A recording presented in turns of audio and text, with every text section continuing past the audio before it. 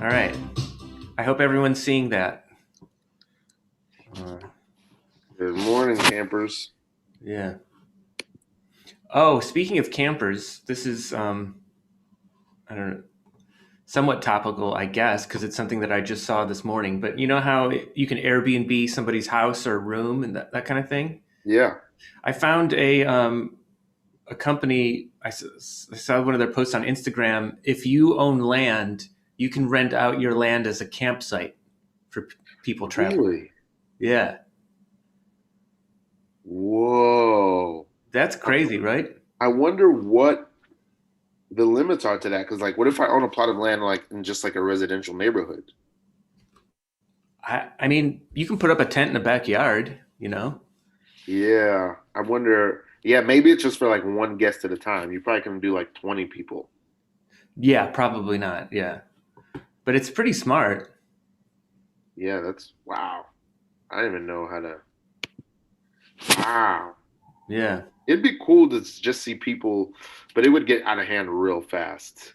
Like, we're talking about that. Like one of the interesting parts of traveling around like we are is you come in more contact with the homeless than you normally would. And there's a lot of them, and Oh, yeah. they're in all varying degrees of shape. Well, it's gotten worse too in the past year. Wow. Because our friend, our trucker friend, Don Don, mentioned, I think in a chat or I don't know, he mentioned somewhere that he's been seeing homeless camps like under bridges more and more when he's on the road, like bigger ones and more often. Like he's seeing them with more regularity, you know? I actually thought of this Hmm. because we were talking about dogs before we came on. And I mean, you know that there are people who say, like, oh, in a generation or two, we won't be having pets. Have you heard? It's like we'll probably move away from meat-based diet, and also we probably won't own pets. Like generationally, we'll think about that all differently. You know? Have you heard people say that? I've never heard that before. Uh, I've heard that we, and I kind of hope it happens. I've heard that we'll move away from meat. I'm not yeah, vegan at all, but yeah, me I neither. wish I was. I had bacon Um, this morning, but anyway, well, here's my thought about like pets. Because I don't know, I'm always thinking about like what's next, how life is going to be next. You know what I mean? And I think that at some point we'll get to a place where pets like dogs will just be roaming free in the city, and there'll be places that they can go to get food, or if you want to just have a dog in your house for like a day or two, you can just like, hey, do you want to come in here? And then the dog will just come in, and it'll just know that like it's hanging out temporarily. Um, and I feel like if that happens, then we will have to be also building shelters for people. hmm. You know what I mean? Like if we're doing that for dogs, Yeah, then we have to. It'll be a shame. Yeah, I think that that logic follows, but I also feel like I I want to say that I don't want to say that I get mad about it, but the whole movement of like humans suck, I love animals, or I love dogs, or oh whatever. yeah, I don't like that either. Yeah, I don't like, but I get it. I get what they're sure. saying, which is like, a human, a dog can't knowingly hurt me. A dog, they're not responsible really for they're just trying to survive as an animal, but a human, no, like humans are too complicated to love, basically. It's like Hmm. humans suck. They have capacity for evil and all that.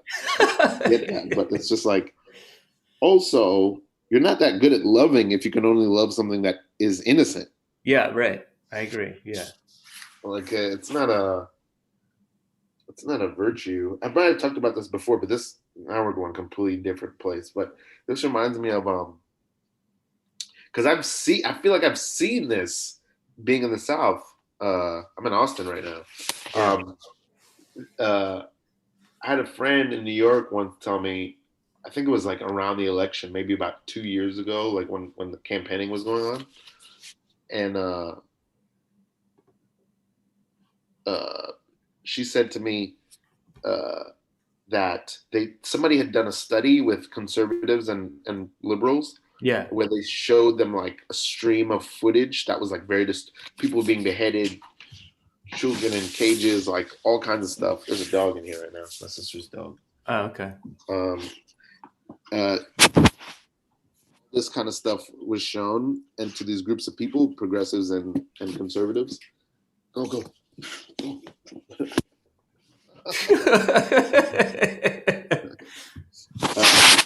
This innocent dog doesn't know you're trying to make a smart point right now. And that footage is shown, and they took a record of their heart rate each time, and both people's heart rate would spike when they would see this disturbing imagery. Yeah. Progressives and liberals, their heart rates would more quickly level out, and conservatives' heart rates would stay up high, spike, and not be able to regulate. So when we think that they don't care, they're just after money, what it really might be is that they can't handle the more like disturbing, like it really riles them up, and so the easier way to deal with it is to be in denial and to just push it away. Yeah. I like that. That tracks for me. I like that. Sure. Well, it also. I'm not. I don't want to make a blanket. If anyone who's watching this is a conservative, I'm not a person who's. I'm just. This story is interesting to me. It explains. Yeah, it explains. But I'm not saying I know how you are. Real quick, Melissa Johansson said in the chat that we will always have pets, which I think is true. I think maybe I miscategorized or characterized my statement as that, but it's like, I think how we have pets will evolve. You know what I mean? I think that's very true. I appreciate Melissa Johansson commenting, and I would also like to hear from Melissa Joan Hart. Yeah, get her on the horn. What's she doing right now? Yeah. This is a random thought now. What like random celebrity or like sitcom star or somebody do you ever think randomly about? What are they up to right now? Is there anybody that you're like you ever wonder actively what are they doing? Like I think often about Balky Barakamus, which I think is also the greatest sitcom theme of all time. Standing tall on the wings of our dreams. That's a good one. It is beautiful, yeah. Yeah. It's very uplifting, yeah. It's weird that you asked that because I do have an answer, and it's that I think about Matthew Perry more than I know why I do. Wow. I think it's because it's part of it is that I know he's had like drug problems, issues, yeah, and he is but he also is a talented guy. Yeah. I don't know why I think about him, and I also don't see myself as I don't go around saying like, oh, I love Friends. Yeah. But whenever an episode is on, I'm like, this show is so well written. It's sharp, man. I'm not into the Friends hate, and I am a big snob. But It's like that machine runs. Yeah, that car runs. That and car is reliable. In the last episode, there were 2 last episodes. They were good. Yeah, those guys. It's like Jennifer Aniston. Like Jennifer Aniston is like one of our best like comic actresses or actresses. Like all those people they're really good. Like yeah. And it's not Seinfeld. I get it. It's not even like maybe like Spin City or something. I don't know. Maybe it is, or whatever. It's not Arrested Development, but that car runs. Yeah. That's a good show, and I never felt like it was like just a money grab. I felt like they were trying to make a good show. Yeah. I'm not with the Friends hate. I'm not with it. And I used to hate it. I used to tell people I hated it. Oh wow! Yeah, wow. It was very white. I will say that. Sure, yeah, and still is. Yeah, still is very white. It's probably whiter now than it was when it came out. Yeah, there's probably like a normal level of white then. Now it's just like damn. Right. Because even Seinfeld, which was very white, you don't notice how many. There's like a lot of because it's much more New York. There's a lot of ethnic and people of color moving in and out of there. Not as much as it could have been, but I like I like that lawyer that Kramer had all the time, Mm-hmm. Jackie something. I love that guy. Um, I heard Jerry Seinfeld say once, uh, the most important part of a sitcom is the set, Oh wow. because it's like this is where people you're asking people to come hang out here once a week. It's got to be a place that they would feel comfortable hanging out. Wow.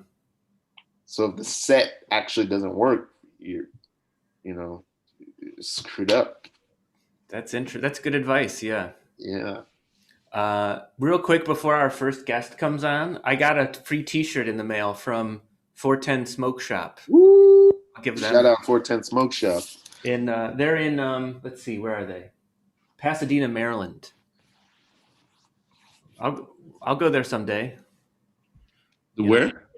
Pasadena, Maryland. I'll try to get there.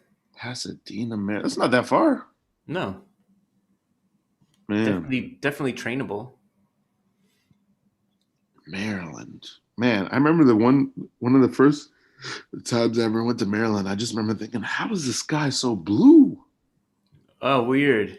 I just I'd never seen the sky ever be that blue before. And you didn't move that much. Yeah, it's barely moved, but Maryland Yeah. sky was just like very compared to New York. It You was, only moved down. yeah, but yet it Uh, was so blue. How is it that the sky and things look different? Like the sky looks different here in Austin than it does in other places.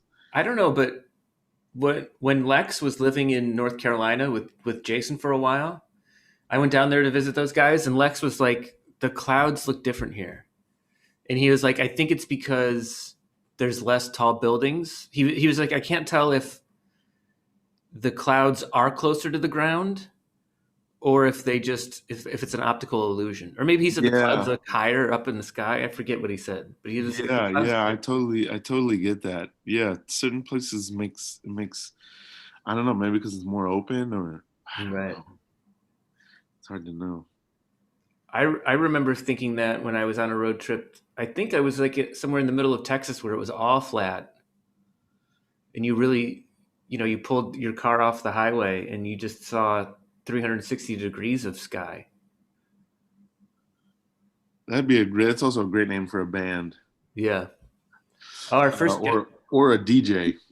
Sure. Our first guest is here, All right. so I'll let Brian Beasy Douglas in. Oh, I should probably turn on my camera. Oh yeah, you did. Makes for more compelling content, I've been told. That was very quick, though. It's not like we had to wait. You know what I mean? Like Yeah. you were here. Getting better. I'm getting better at this stuff. Oh yeah. Well, yeah, last night I pulled off the biggest live streaming production of my life. So that's kind of why I'm here. I watched it. Yeah. Whoa, what was that? It was a live screening of the new documentary series I'm here to plug, State of Injustice. So we debuted the new episode and then had a panel discussion with it. So in the studio I was at, we had 3 different people on mics, and then we had 2 different family members of a police violence or police killing join us, and their attorney, and then another attorney of a police violence victim. So it was just the discussion was pretty amazing. So I'm here to bum out the Stoner Morning Show. No, it's. I mean, Let's talk about it, man. yeah. It's we don't talk about it enough in a way, I'm sure. But the first question I do want to ask is, because I watched your live stream last night, and I know you're on this today, and I know you've been talking about it in other capacities online and like in-person conversations as well. The first thing I want to know is, like, are you exhausted of talking about this? No. Yeah. No. I mean, when it comes to talking about the content of the documentary, absolutely not, because that's what I'm excited for the documentary to release, is that now I have, and that was the purpose of it, was to shine some new light on this story so that everyone will start talking about it more. Yeah. And with the story that we, so for anyone, hasn't watched it, State of Injustice started out as really, we were just going to shine some light on the case of Luke Stewart, who was sleeping in his car one night. And actually, today is the 4-year anniversary of his death. That was why we released. Yeah, 4 years. So in 2017, today, early in the morning, Luke Stewart was sleeping in his car, and a Euclid police officer, Louis Catalani, pulled up, responding to a complaint of a suspicious vehicle. Some neighbor said, like, oh, there's this car just on my sidewalk. Luke had tried to find somewhere to crash after a night out and couldn't. And so he just decided to pull over and sleep in his car. And so which I've done before. We have all done it. Yeah. And I will say in the telling of this story, and I've been asked in my first interview that I did about this, like, so who was Luke Stewart? It doesn't matter. Luke Stewart is anyone, I think. And he's because we have everyone who's watched this story is like, oh, I've slept in my car. Like, and I remember. So what happened was Catalani peeked in. He saw Luke was asleep. He saw a screw top from a wine bottle and what he thought was a marijuana roach. Mm-hmm. And so he calls his partner, Rhodes, and tells him, hey, there's a guy sleeping in his car, and I think he passed out, inebriated. We're going to pull him out. So he preordains to the other officer, show up ready for violence. Yeah. And so that's what happens. Not even like, let's check to make sure that it's not a medical emergency. Yeah. Yeah. No, he says, we're going to end up pulling this guy out of the car. That's what he tells his partner. And that's what his partner is primed for when he arrives. So This is Officer Rhodes arriving on the scene, ready to pull him out of the car. So Catalani knocks on the window, never says, hi, police. Their flashing lights are not on. And the important part about that is, those activate the dash cam lights. So not only if they'd have turned those on, Luke would have immediately, his senses would have registered what was going on, because all he had was blinding spotlights on his car. So These men were just silhouettes, as far as I can imagine, when you're waking up out of sleep. So he just gets a knock on the window.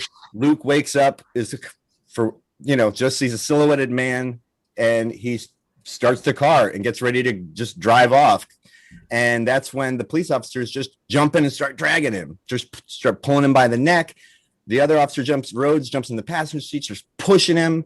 And the whole time, Luke is freaking out and just starts trying to drive and gets it going. Catalani has to back off, but Rhodes jumps all the way into the car. And this is where all of the awful training in the Euclid Police Department comes into play, because they're real subscribers of the warrior mindset bullshit. Of just, be ready for violence and nothing but action training and no de-escalation training, nothing about how to calm a situation down. Just, this is how you use your taser. This is how you subdue subjects. And that all shows from what Rhodes' decision-making process was from that point, because now he's in a car with a man and he's thinking, oh, Luke's slightly inebriated. That's the worst thing you can say is even possible right now, is that Luke was, not in a condition to drive. So Rhodes needs to stop this car. What does Rhodes think is the smart move to do with a man with his foot on the gas pedal? Fires a taser at him and screws it up. He doesn't disengage the safety. So it's just the painful needles going into Luke. And so then he freaks out and he starts punching Luke in the face with the taser. And then after, this steady escalation of violence, he decides the only thing he can do is fire 5 shots into Luke and kill him, because he said he was worried he would be thrown from the windshield of a car that both officers admit couldn't have been going more than 35 miles an hour. Mm-hmm. And Luke was not armed. So this is where I say, as the person who made the recreation animations for this and dwelled on this whole scene, why couldn't Rhodes have buckled his seatbelt and just been like, okay, all right, things got out of hand. Let's calm down. Let's calm down. All right. Had a conversation. Right. So this was the story that we were, Black Lives Matter Cleveland talked to me and said, would you be interested in helping? Because we told the family we'd do something to kind of bring some more light back onto Luke's case and some heat on the city officials. So we went into it just looking into Luke's case. But like I said, there's no way to look at this and just say this was, Matthew Rhodes is a piece of shit and Catalani, because there's such a rabbit hole of awful here. There's so many cases I'm sure people have heard of from Euclid that bubbled up and went viral. I mean, the Richard Hubbard the third beating comes to mind. Anyone who's listened to Serial season 3, the Euclid Police Department was heavily featured in that because it entirely focused on just the Cuyahoga County Courthouse. So they touched on East Cleveland and Euclid. Yeah, so this really just sprawled into like Luke Stewart was an entry point into Euclid and how bad it is. And the way we see it, Euclid is a really good entry point into just systemic problems across the state. Because, the problems they have with protecting these officers, and one of the worst offenders in Euclid is this officer, Michael Amiot, who he was the one who beat Richard Hubbard in the street. He was also then later found out that a video broke of him like violently arresting a 16-year-old girl in a library and like kneeling on her. I also found out now they're currently using this guy as like the paid security at the courthouse. Like they keep protecting him, they keep giving him jobs, and this is happening in Cleveland. This is shit. It's a national problem, but like I said, we just organically sprawled into a much bigger project. So, State of Injustice. The goal of the pilot season that we are putting out now, which is 4 seasons, all focused on Euclid, is to give a really strong composite of that city and its problems that have not been resolved. And the hopes that then if we can keep doing this, and then we do the same thing for East Cleveland and Cleveland, we establish, look at these systemic patterns, these problems that exist in city after city after city in this state.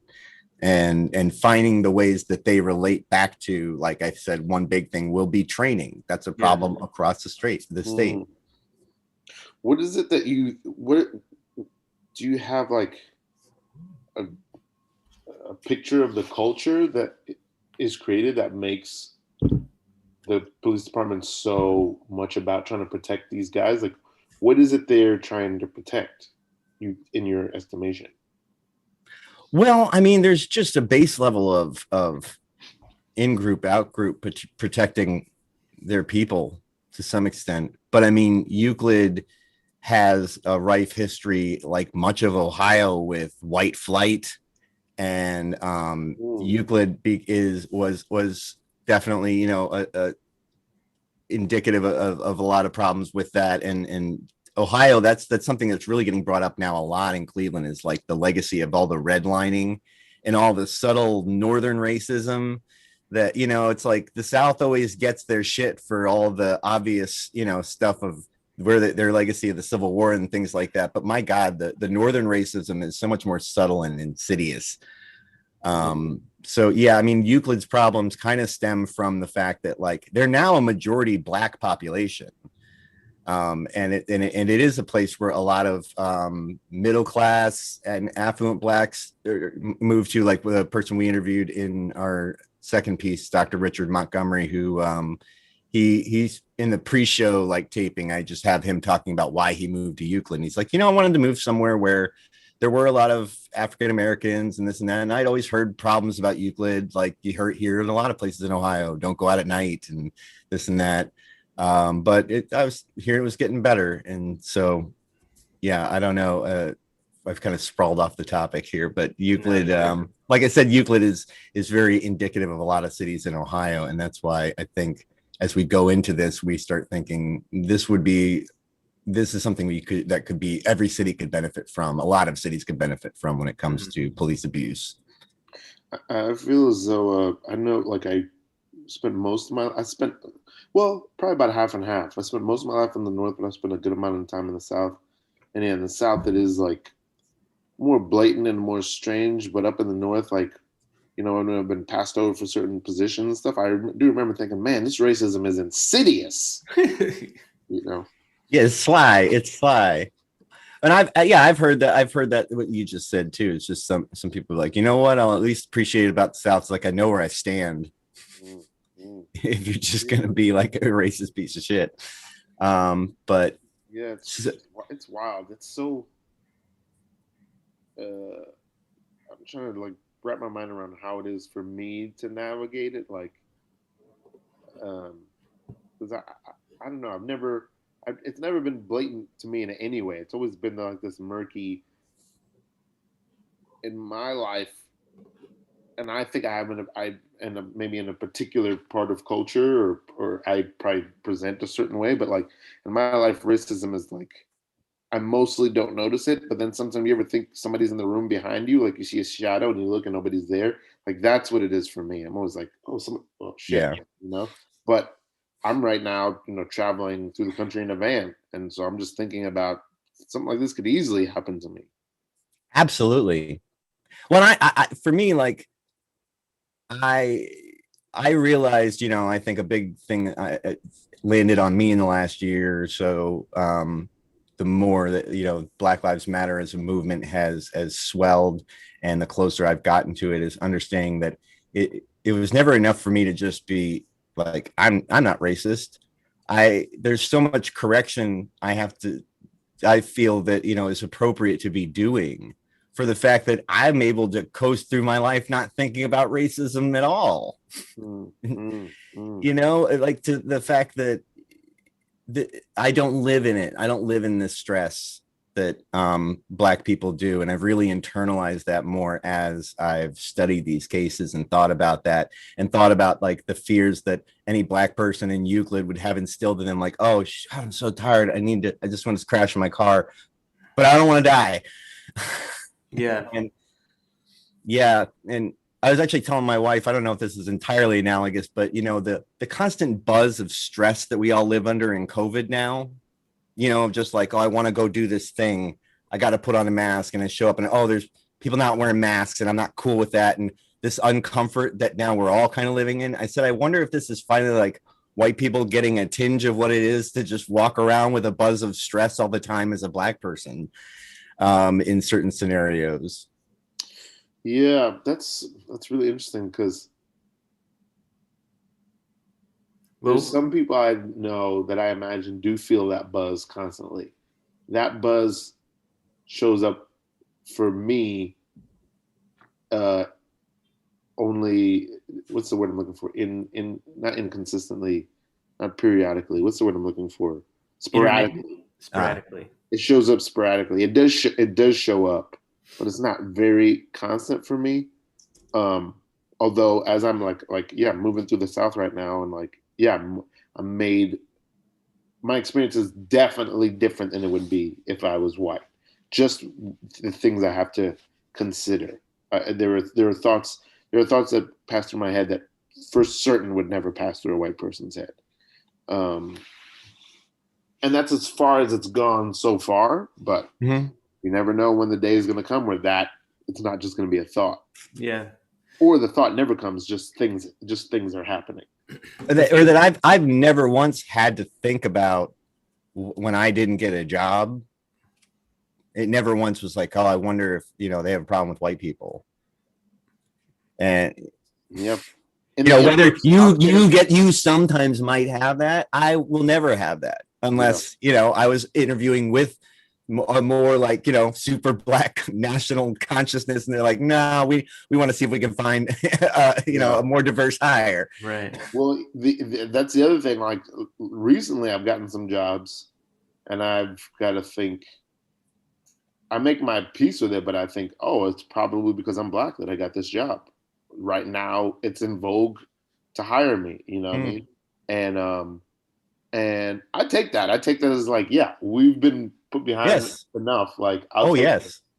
But it is also like, I guess no one does, but I don't get that clear, like, am I getting hired because I'm the best person for the job? I can't make an assessment of like, is it my skill set, or is it because I have this skill set and I'm Black? I don't know. Yeah. Brian, go ahead, Sean. I just wanted to remind everyone that the documentary series is called State of Injustice, and I posted the link to the Facebook page in our chat. And you're also raising money, right, to finish the series? Yes. Yeah. So we have an Indiegogo campaign that's raising money for primarily like post-production, and then the development and curation of a website that will really serve as a supplement. One thing that I'm aware of is,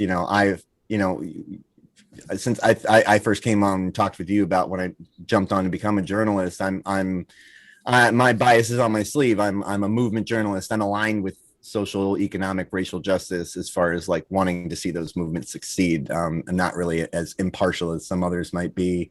Black Lives Matter obviously has bias. So the website is really important to us to just show our work. Be like, we're not selectively cutting up these depositions or footage. You can go review everything that this is based on.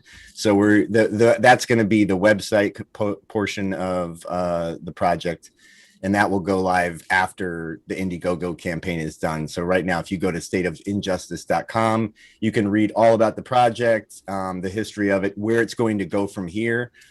We have some more messed up stuff coming up to profile with even worse officers, going deep into the training. Like I said, we had some breaking news this week. Actually, it's kind of crazy.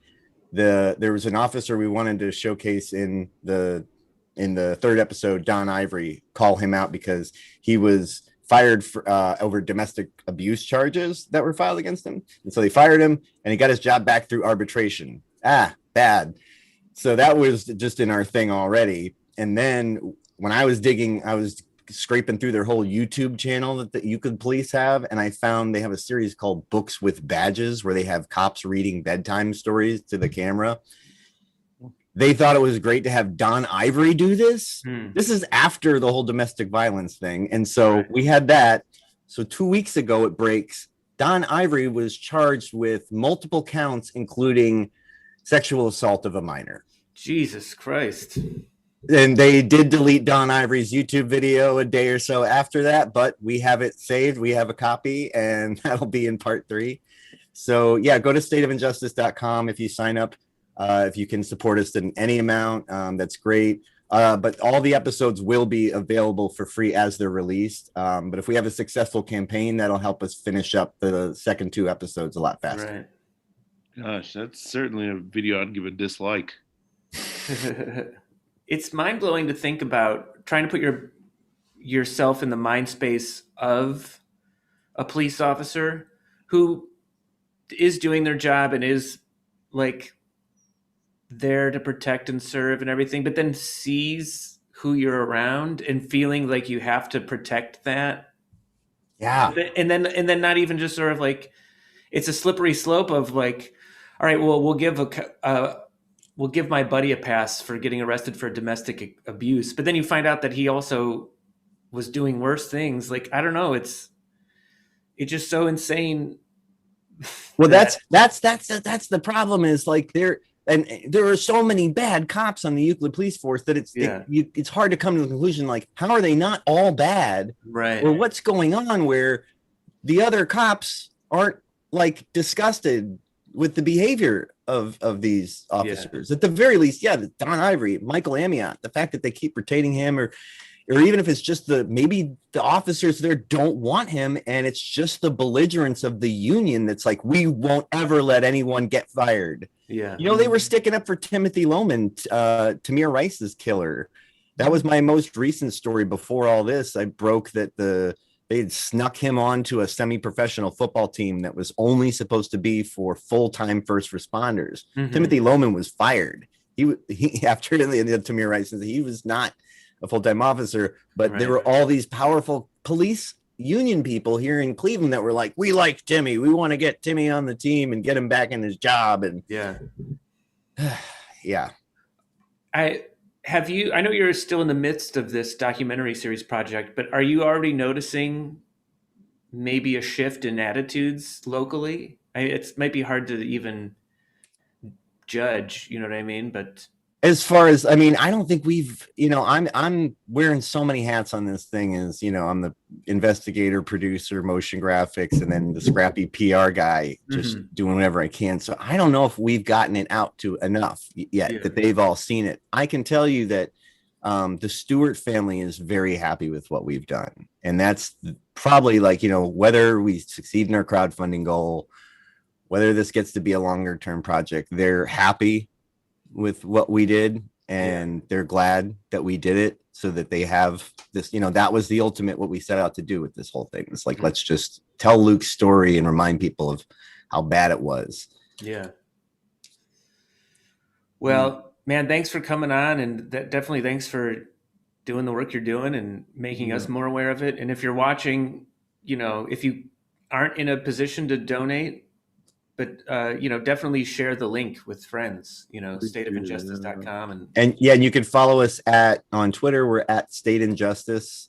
Unfortunately, the character count on usernames was one less than I could get for State of Injustice, so it'd have been State-o Injustice. Yeah. And I thought the brogue would have been weird, so it's just State Injustice, and then State of Injustice on Instagram and State of Injustice doc on Facebook. Yeah.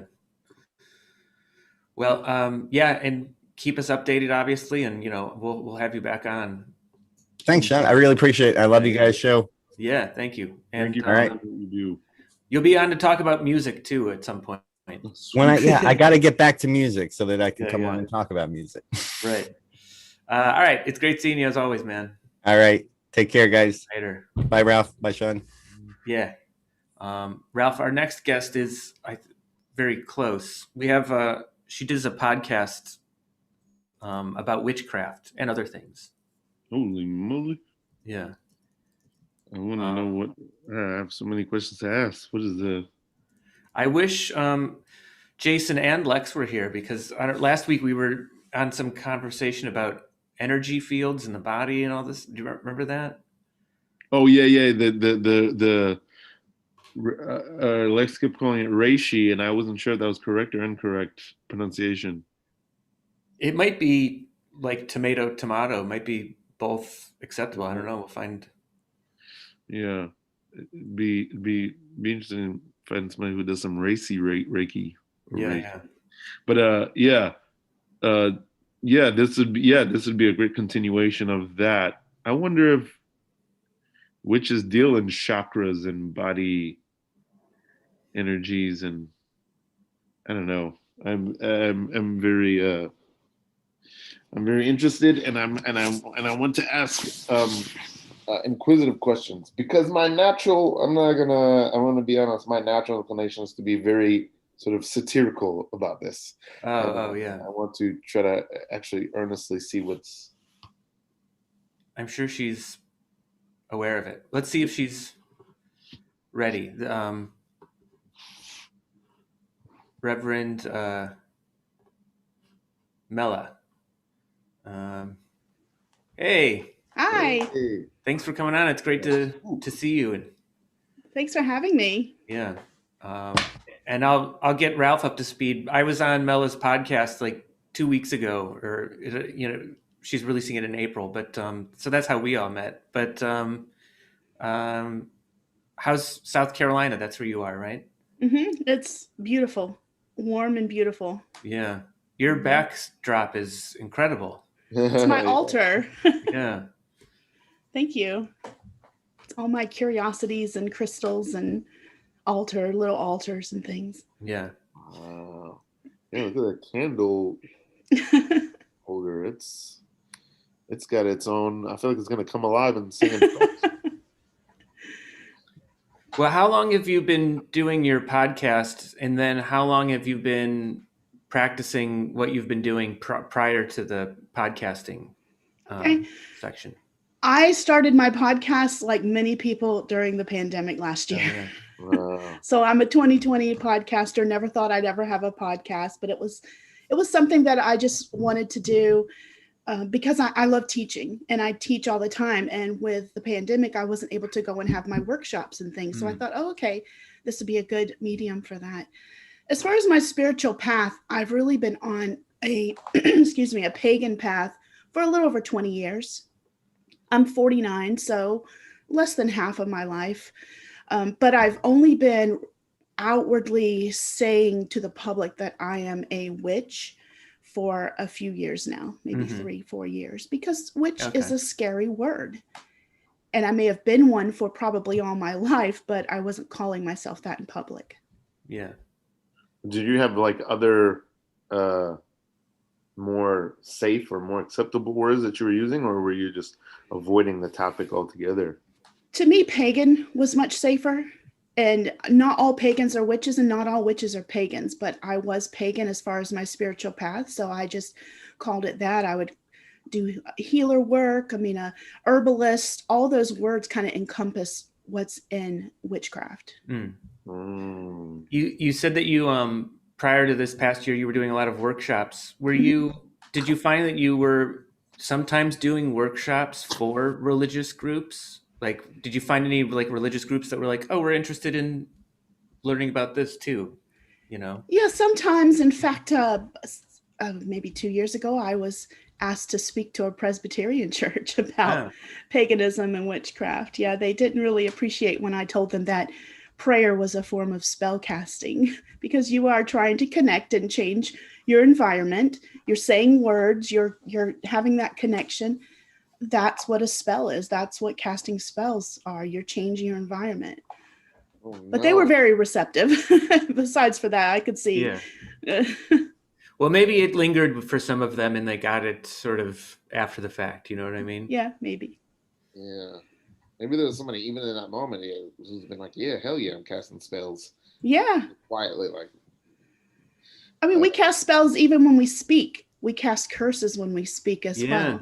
We cast curses on ourselves. Oh, no. Yeah. Negative thoughts and negative energy and positive thoughts and positive energy. Mela, there was like I saw a TikTok this week of it was a guy doing he was explaining your wife's witchcraft practice to your friends. Yeah. And the guy was like, no, it's cool. We go out every night at moonlight and we charge our crystals. I don't know how to do it, but my wife is great at it. And, it's just something that we do together.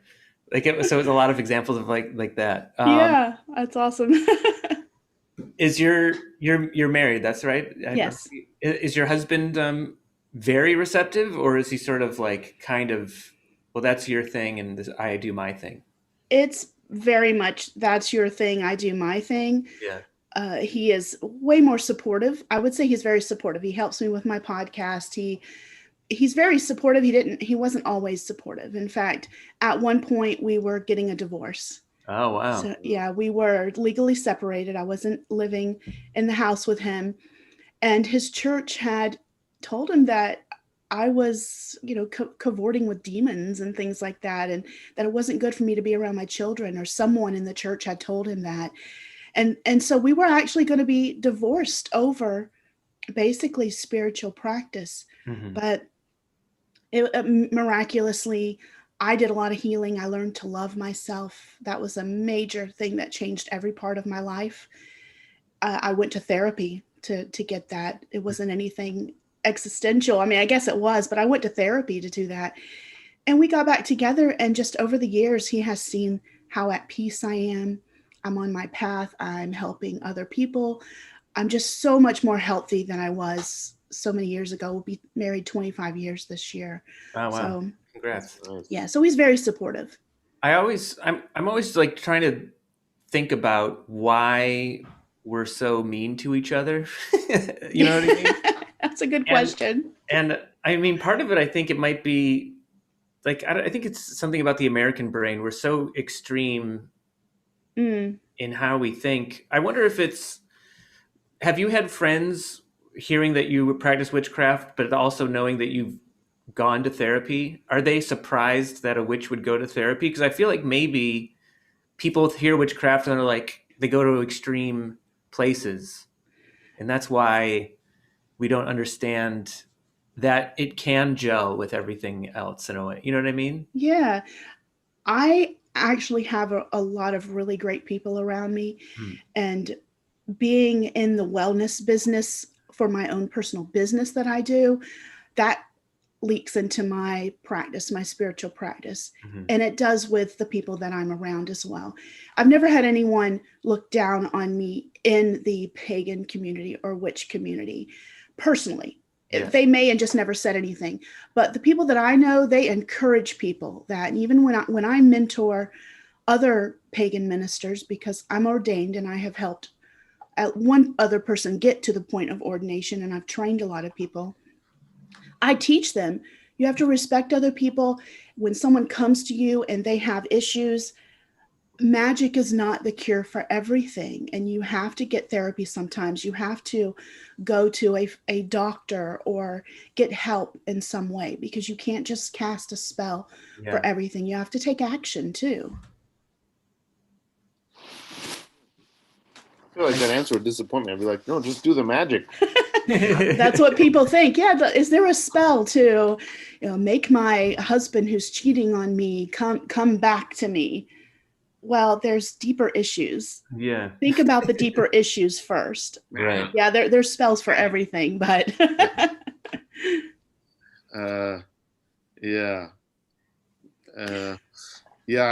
that's so interesting. That's interesting that it's a little ironic that a witch would be like, magic is not the answer to everything. I'm a little different. Yeah. Well, I mean, as somebody who's a member of a show called Stoner Morning Show, I don't tell everyone to partake in cannabis. You know what I mean? Like, there's definitely healthy and unhealthy ways to do it.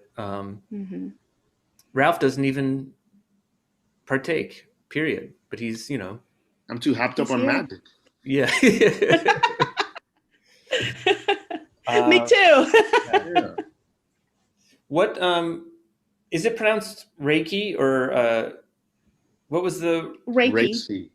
Yeah. Reiki.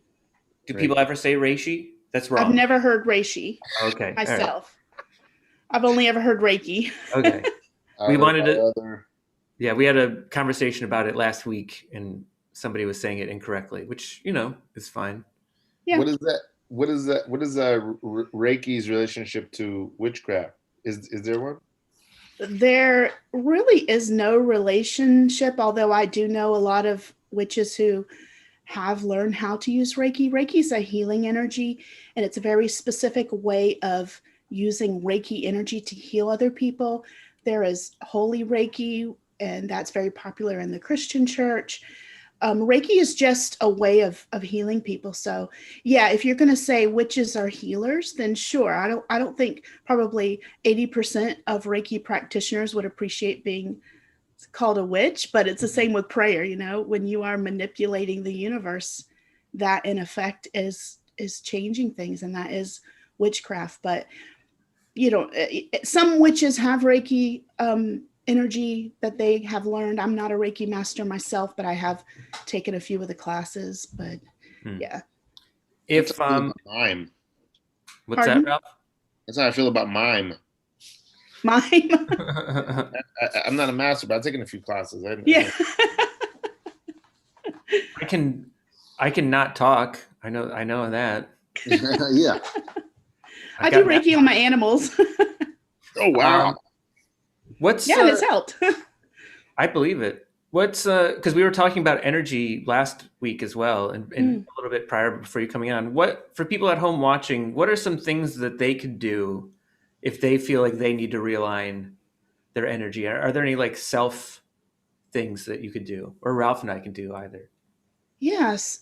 So if you are feeling like your energy is just out of whack, which, right now, a lot of people are feeling that way, you could look at the chakra system, but if you just kind of take it as our energy field around us, sometimes it's called the aura.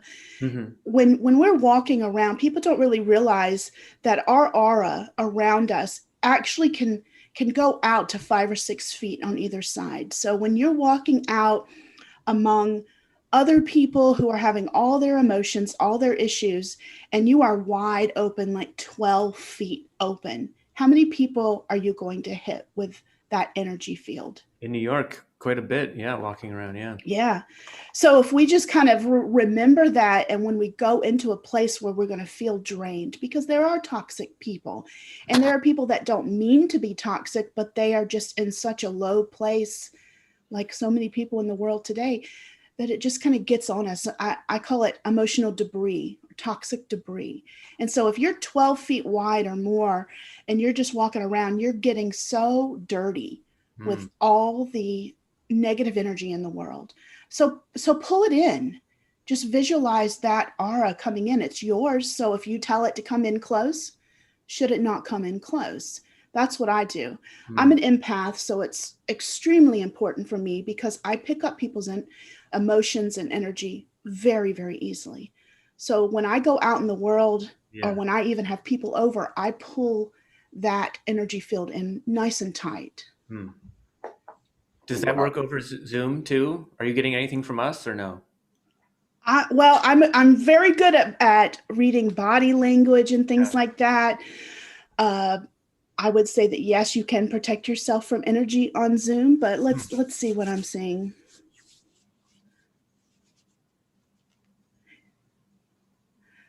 So Ralph. Yeah, I do have gas. I'm trying to.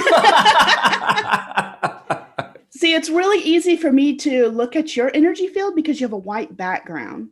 So someone who's trying to practice this sort of seeing people's auras, putting someone against a white background is perfect. And what I'm seeing around you is it's like a purplish blue right around your head, which could be, I don't have my list in front of me, but kind of the purplish blue. Purple violet is a crown chakra energy. So that could be just maybe a desire to know more about the spiritual world, a desire to connect, because your crown chakra is what connects you to a higher power, source energy, whatever you want to call it. So maybe, as we're having this conversation, that color's coming out because maybe there is this interest in spiritual matters. Absolutely, I would say that's very. What the heck? He before you came on, he said that he wanted to be open about what he's going to be hearing about. Yeah. Okay, that's wonderful. Yes. Most people don't even start with that. Most people go in closed. So that's really wonderful. Wow, it's so sharp. You hear that, Ralph? You're wonderful. Well, you both have just very welcoming energy. Some people are very shut off, and both of you just have very open and welcoming energy. And I watched a little bit of a podcast before I had you on my show, but I haven't watched a lot of y'all, but I just feel like I'm just very welcome here. I feel like there's not, oh my God, what in the world? It's just a very welcoming energy that y'all have around you. You're absolutely welcome. Yeah, we try to really keep our measure our tomfoolery. Yeah. I hope our audience feels very welcome as well. Ralph, I got a comment from a friend of the show / fan, Samantha, this week.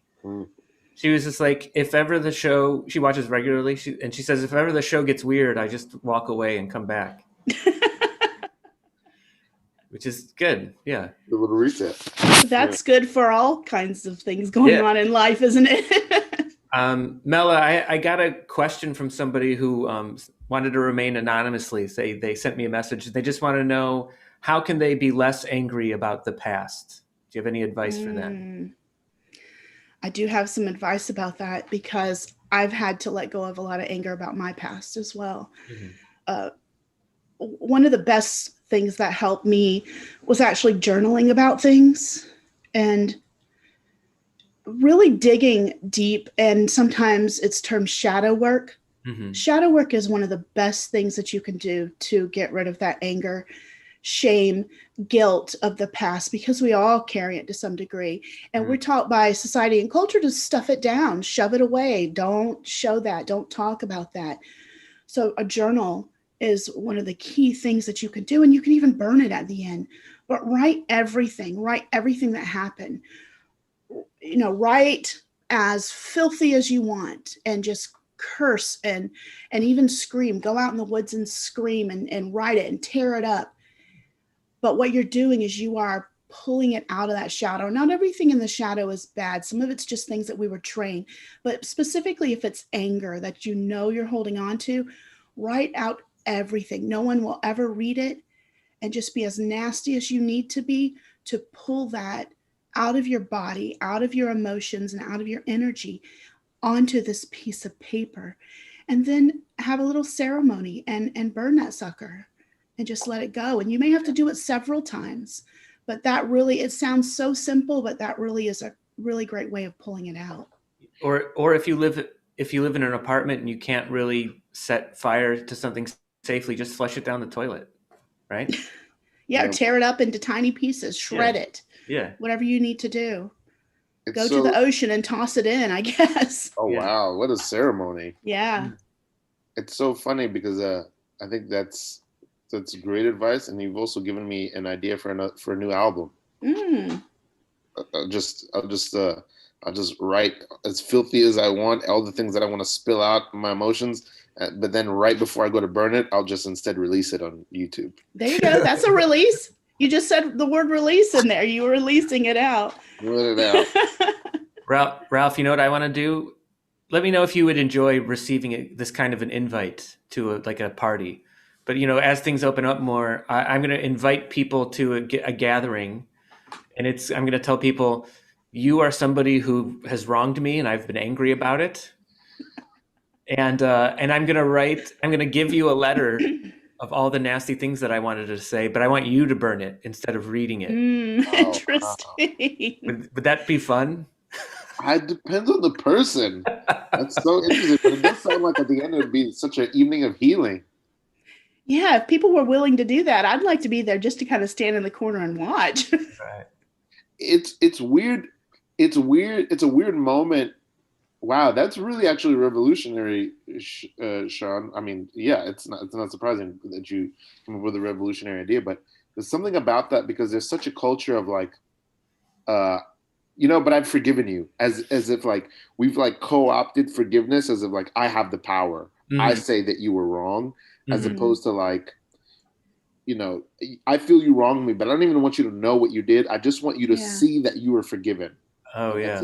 And it's done. Like, you know what I mean? I don't know. Yeah. It's very, that's so interesting. I'm not a fan of the whole forgive and forget thing either, because I think that does more harm than good. Mm-hmm. I don't have the capability of just, it's gone. If someone has wronged me, there's still something there where I'm going to hold them at this arm's distance. And the people that I've had the most healing with are the people that have either confronted me or I've confronted them, and we worked it out. I really like this definition of forgiveness. And that's where forgiveness is not about the other person so much as you just deciding that it's not going to hold what they did or what they said is not going to hold you back anymore. Mm-hmm. Mm-hmm. Yeah. I sort of feel like,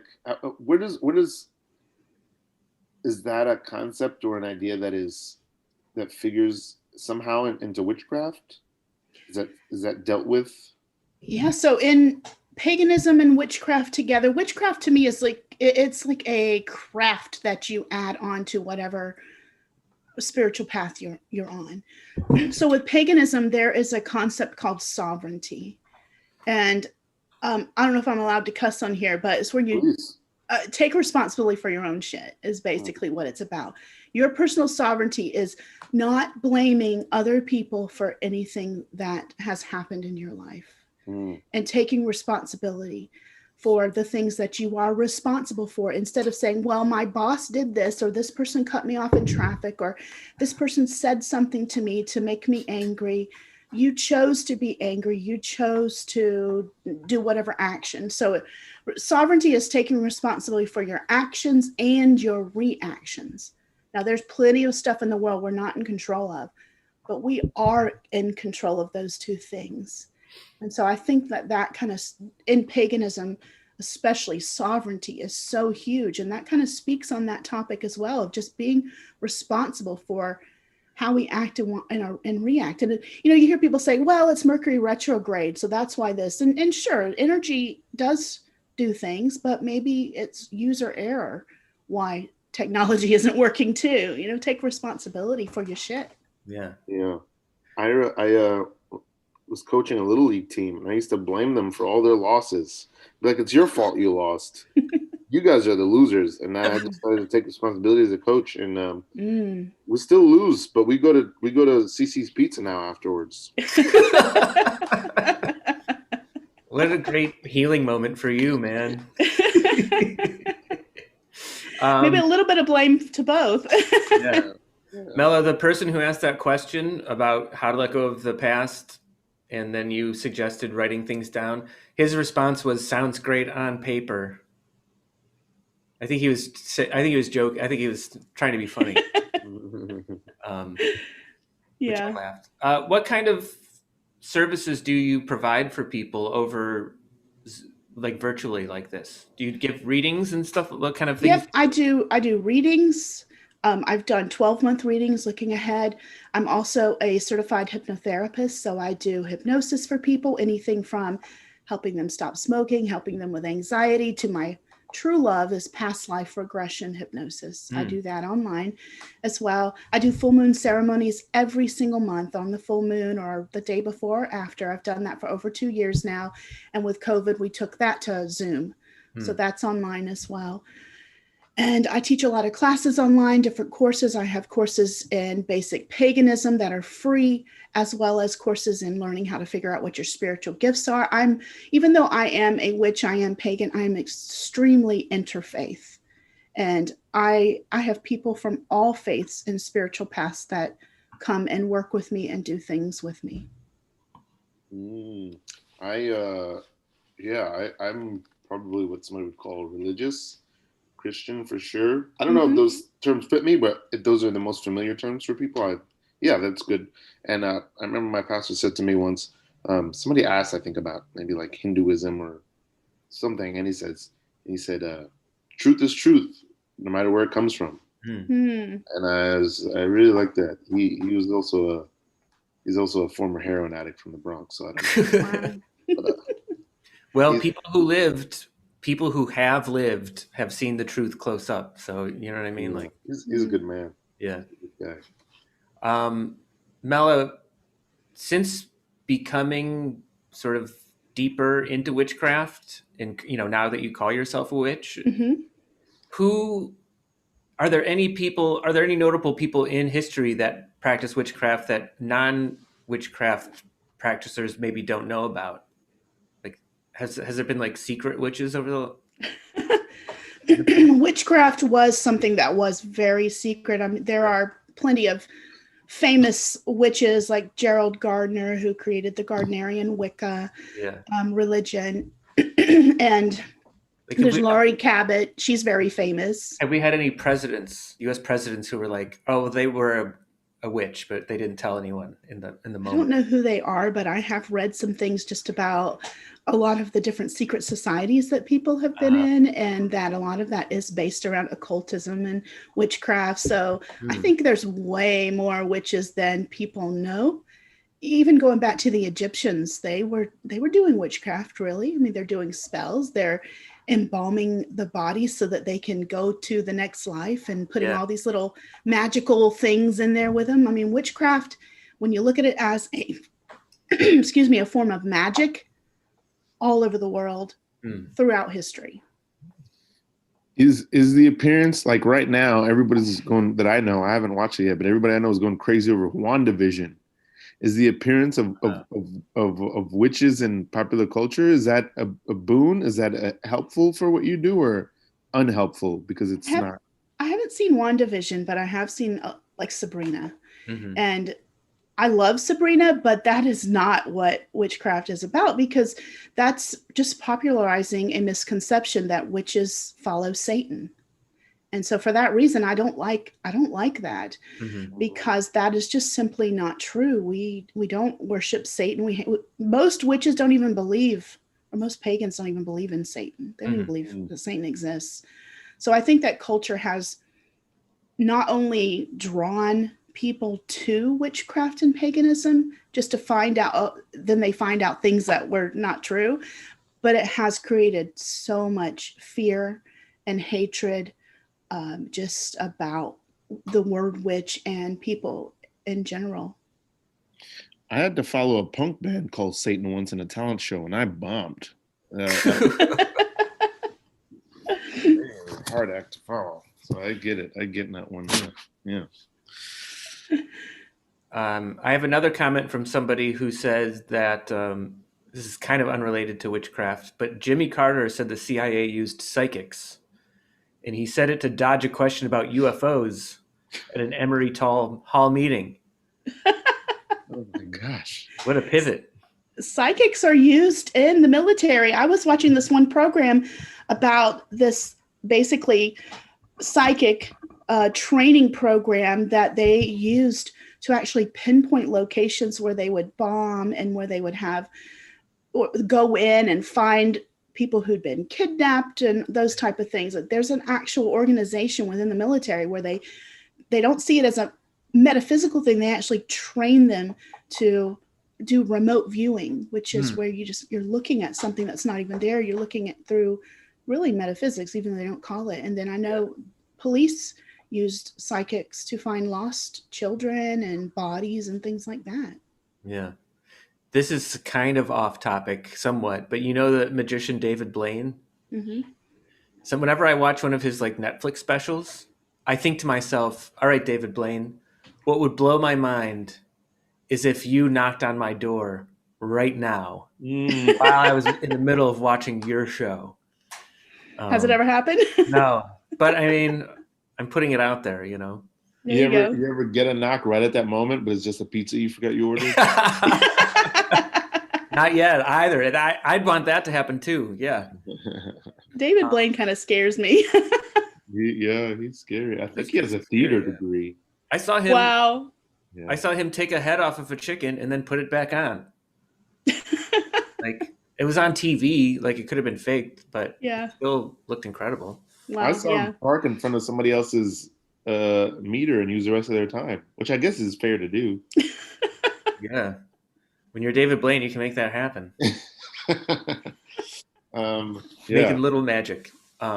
Mela, thanks so much for stopping in. And I posted your link on the chat if anybody wants to look you up and listen to the podcast. Or what's the name of the podcast again? Belle, Book, and Candle, and it's Belle like Southern Belle. Okay, Belle, Book, and Canton? Candle. Belle, Book, and Candle. Oh, that's a lovely name. Before you go, do you have any barbecue thoughts? Barbecue, I prefer vinegar base. Okay. We like I'm in South Carolina. Yeah, we like talking food on here too. Well, okay. One of our other co-hosts, Jason, he used to live in North Carolina, so barbecue comes up in conversation once in a while. Yeah. Mela, what's another interest that you have that is completely removed from paganism or witchcraft? That like it's just something you're well, I love Dungeons and Dragons and role play games and video games. Oh wow. Playing Animal Crossing right now. That's not too exciting, but I love it. I don't play Dungeons and Dragons much. I played when I was younger, but Mela, I was recently thinking about how much I would love for somebody to do a supermarket sweep inspired D&D campaign. Oh yeah. Like you're having to run around the aisles of a dungeon and I don't know, finding things, and I don't know. Supermarket Sweep is a fun show. I feel like that would be fun. I feel like it can be expanded upon. I've done some crazy things. Yeah. It's wild to me how much D&D has endured. Like when I was a kid, I was like, okay, I didn't expect it to follow me deep into my adulthood, but it's everywhere. Oh yeah. I went to a church to play it. I went to the local Unitarian church to play it. Wow. Amazing. Yeah, it's such a great community builder too, I think. Yeah. Anyway, it was so great having you on, Mela. Thank y'all for having me. Yeah. And we'll see you again soon. Thanks so much. All right. Yeah. Y'all take care. How was that, Ralph? Oh man. It was lovely. It was lovely. Yeah, I do feel like I did indeed learn a lot. I don't want to say it was surprising, but it went surprising places. Oh yeah. Well, we did it. No, it's not. We have another guest. Holy shit. Yeah. Do you need to go? No, not at all. Oh. I was just saying we made it through the first hour. Oh yeah. We did. Here comes the dog. I have. Oh yeah. She wants to be on the morning show. Okay. I have two things that I might do today, and I'm trying to decide what I should do. All right, so I thought about, just like thinking random weird ideas. I was like, hey Anya. I was like, what would a stoner morning show like book club be like? Whoa. Like a reading club. So I was like, what I'm gonna do is maybe I'm just gonna. I bought a copy of Moby Dick, 700 pages. I think I'm gonna do a video where I just turn every page. So if somebody wanted to read it, they could watch the video and just hit pause. Right. On each one. Yeah. Have you read it? Never. It's too long. I'm not interested in reading it. Yeah. I was supposed to read it in high school. Yeah. For my AP English class, and we went through and talked about the whole book, and I didn't read a page of it. Yeah. But I know everything. I know what basically the plot is and the theme. Right. Well, it's funny about reading books in school because, I mean, they want you to read the book, but then they're like, all right, let's talk about what we read. So you'll hear it. Yeah, I don't have to read it. I'll just listen to it in class. And I'll vigorously join into the conversation as well. Yeah. Which I would often do. I never read anything.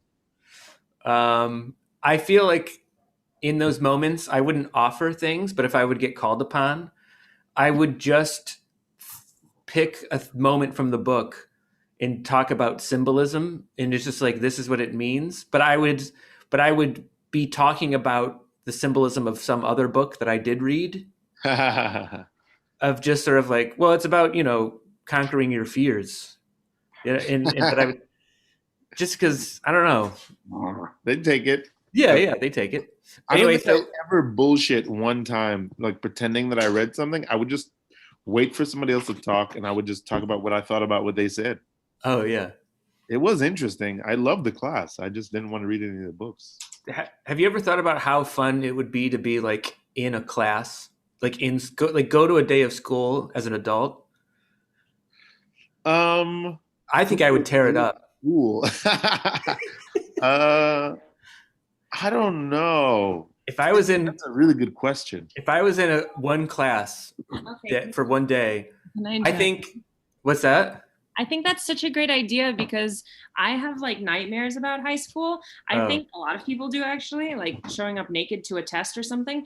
If you could go to school as a grown-up, you could like heal a lot of your trauma where you show up and you like take notes and you feel good about yourself. Oh yeah. I don't have nightmares anymore. I think I would, if I had the opportunity to go to a high school, I would meet every student. You know what I mean? Like I would just talk to everybody, when I wasn't supposed to be in class, but I would probably take over the classroom discussions. Wow. But we can all, I don't know. I think I would kill it. Yeah. All right. So anyway, should I do that today? If people are watching, they can chat. Or should I make this book video or should I finish this painting that I started? Oh wow! What? Painting. Yeah, I guess the painting. I think I'm gonna mess it up. I don't know. We got to find out. Yeah, I gotta find out. I think it's a good start, but I might overwork it. I might paint it too much. Holy cow, that's beautiful! I didn't know you could draw or paint. I mean, I do. I try. Yeah, that table's full of art supplies behind you. Yeah, there's markers on there, and yeah, there are. Holy moly! Yeah, that's beautiful.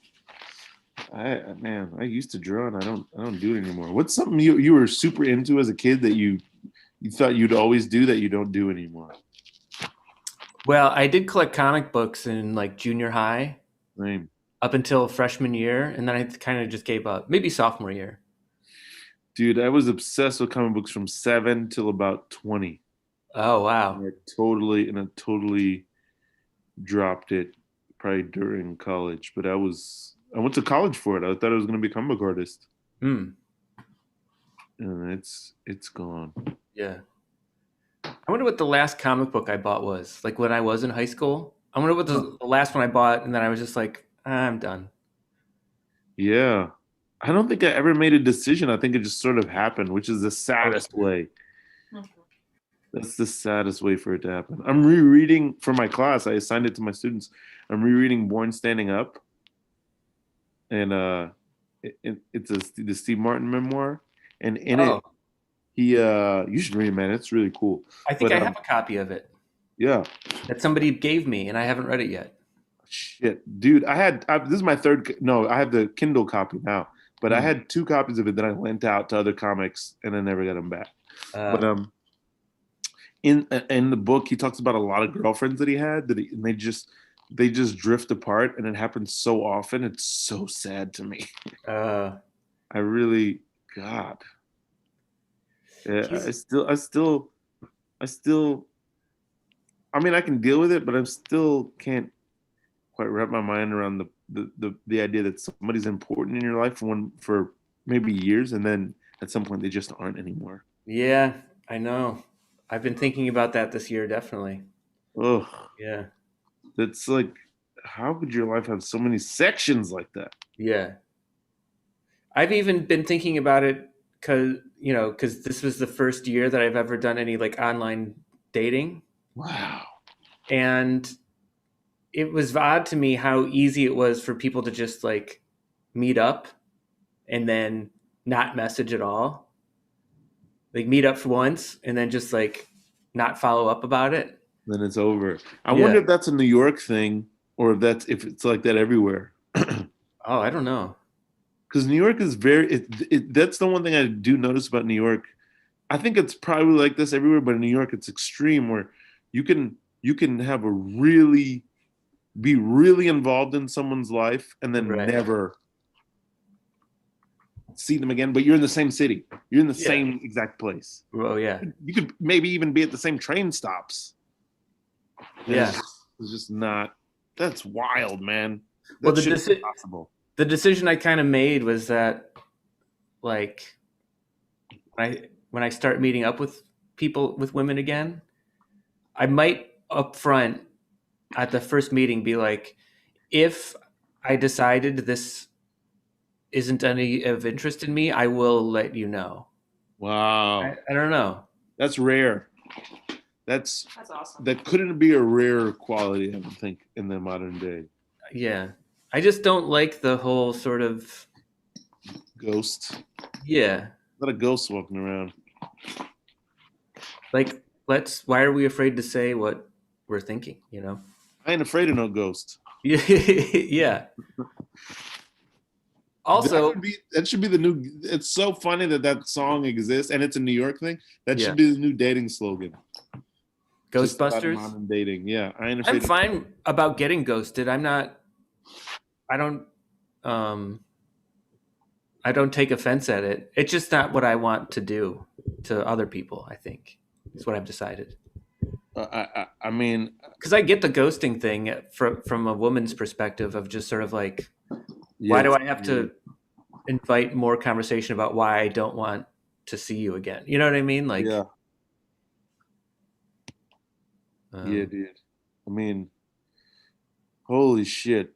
I think I just in my life for so many different things I've been ghosted so much. I mean, am I Haley Joel Osment? What's going on? I've been just so ghosted, but I think, that's part of probably being an adult in the modern age is learning to accept that. I read the other day somewhere, somebody was like, no one owes you closure. The idea of closure is it's not a useful concept. Right. Oh, man. Why is adulthood... Alanis Morissette knew what she was talking about, man. It's a bunch of jagged little pills you gotta swallow. Yeah. Holy shit, dude. You know, it would be a good piece of artwork to get to sort of encourage people to get over this idea of closure. It's a collection of short stories that they all abruptly end. Oh, wow. They'd have to be like incredibly well written too. Oh, sure. Like terrifically well written, and then you don't get to the end of it. The door stoppers. The door stoppers that are in the wall. And you open the door, and they're like springy. Oh, you're over your microphone a little. Oh, sorry. She likes these door stoppers. Oh yeah. In the house I grew up in, we had door stops that were like little springs, and they would make a great noise. I remember sometimes it was just a game for 4 minutes to just kick that over and over again. That was like a toy. That's what the dog does. Yeah. Imagine I can't hear you again. Oh, imagine being like being small. I'll just turn you up. Oh, Yeah. sorry. Yeah. Imagine being small and just having that sort of curiosity again about how you ever push the little tongue or the little button in on the doorknob, just push it in, and you're like, oh, it comes back out. How do I make it not come back out? You know what I mean? All that stuff. Oh yeah. Put that back. Have that anymore. Yeah, dude. We have one more guest for today. We do. We have a hip hop artist from Virginia named KYNG PRINCE. Whoa! What? Yeah, who messaged us and told us that he wanted to be on the show. Wow! I think that's how it went down. God bless him. And hopefully he'll be on here soon. If KYNG PRINCE is watching, he's allowed to click on that Zoom link that he was sent. Yeah. Come reign. Come be king and prince. What's you have any takes on this I don't know much about it, this royal family debacle? I mean, Hey. I don't have takes on it, but I have opinions that I can repeat that other people have shared. Okay. You know what I mean? I don't know enough about it. I think I feel like, wow, the world that we're in, maybe it's a good world, is like, I don't even want to comment on it because I don't even know, is Meghan Markle black? Is she I don't even know who is she the wife? Is she a princess? I don't know. She's the wife of a person who was born a prince. She married into princessness. She married into the princessness. Okay, but is she black? Mm-hmm. Even that's controversial to talk about. I don't know, man. I can tell you the two opinions that I've seen people sharing. Please, I think I need them. It's that people are saying Meghan Markle is saying incredible things that all Black women have experienced, and it's important that she's saying what she's saying. And then the other opinion I've heard people share is she knew what she was getting into by marrying into a royal family. So why was she surprised at their behavior? Those are the two things I've been seeing people share. Mm. And I feel like, how could you say that one is right and one is wrong? Like, aren't both somewhat true, I guess, you know? Depends on the point of view. And it's also such a world of like, everyone's sensitive about a different part of things, and like it's very interesting to me that some people are like, I don't know if we're past this or we're still in this, but there was a moment where people get really mad at you for not like, do the research about this. Oh yeah. But it's like, imagine how many things I should know about. Right. I always think about that. Like, yeah, how is there even time to learn? It's like, right. I was like, if you know about this thing you think I should know about, just tell me what you think I should know. And if there isn't time, then it's probably better that you have the information and I know about the thing I know about. Is it better for me to learn whether or not the Earth is flat, or should I really be learning how to invest money in my future? Like, oh man, you know what I mean? Like, I'm not doing either, but I should do. There's one I probably should be doing. There's not enough time to learn everything, man. There's this reminds me of, hold on, I want to make sure I quote it right. It's a Richard Pryor quote. It's a joke. No. Hold on. Let me see if I can find it. Is it from a stand-up special or from an interview? It's from a stand-up.